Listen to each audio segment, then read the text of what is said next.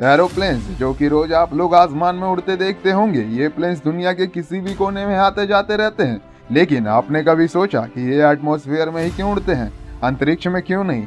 इसके आगे बढ़ने से पहले आइए हम जान लेते हैं कि हवाई जहाज को किसने और कब बनाया। तो मैं आ गया हूँ एक नई वीडियो के साथ। Let's begin.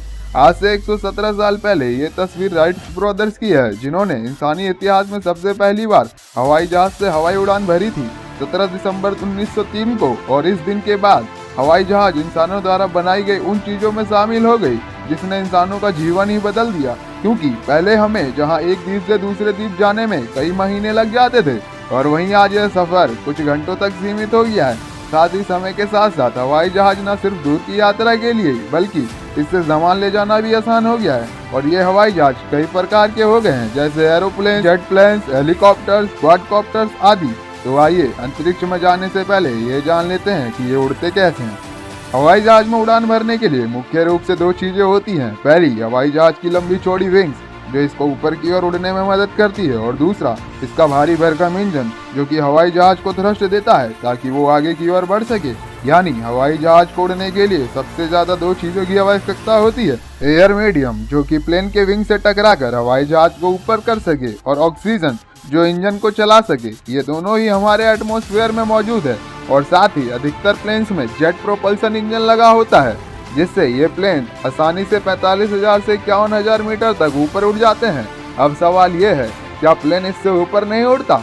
तो इसका जवाब है हाँ भी और ना भी। और नहीं इसलिए क्योंकि जैसा मैंने अभी बताया, ज्यादातर हवाई जहाज में जेट प्रोपल्सन इंजन लगा होता है, जिससे वो ऑक्सीजन की मदद से 45,000 से 51,000 मीटर तक उड़ पाते हैं। पर जब प्लेन इस इंजन के साथ ऊपर की ओर उड़ जाता है, तब एटमॉस्फेयर धीरे धीरे पतला होने लगता है।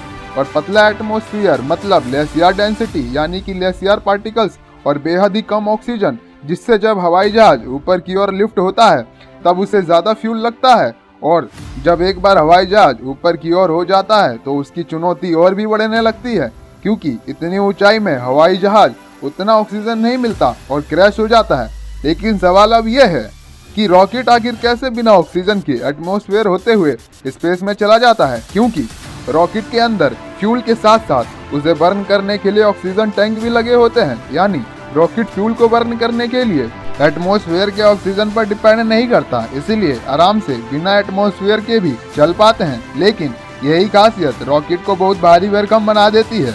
किसी भी चीज को धरती के पार जाने के लिए, यानी स्पेस में, तो धरती के एस्केप वेलोसिटी को पार करना होगा। एस्केप वेलोसिटी यानी कि मिनिमम रिक्वायर्ड वेलोसिटी, जिससे कि अर्थ के गुरुत्वाकर्षण बल को पार किया जा सके। और पृथ्वी की वेलोसिटी है करीब 11.2 किलोमीटर पर सेकंड, यानी किसी भी स्पेस क्राफ्ट को कम से कम 11.2 किलोमीटर सेकंड की स्पीड को अचीव करनी पड़ेगी, तब जाके वो पृथ्वी के गुरुत्वाकर्षण के खिंचाव से बाहर निकल पाएगी।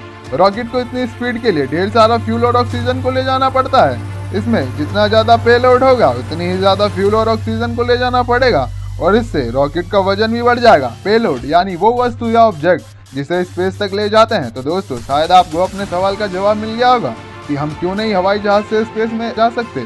लेकिन आने वाले भविष्य में नासा ने एक ऐसा हवाई जहाज बना लिया है जिसने 29 किलोमीटर यानी कि 95,000 फीट की ऊंचाई तक उड़ान भरी है। तो आज के लिए इतना ही, मिलते हैं कल एक नई वीडियो के साथ। और दोस्तों, आपको ये वीडियो अच्छी लगी हो तो लाइक कीजिए, और अंतिम तक देखने के लिए धन्यवाद।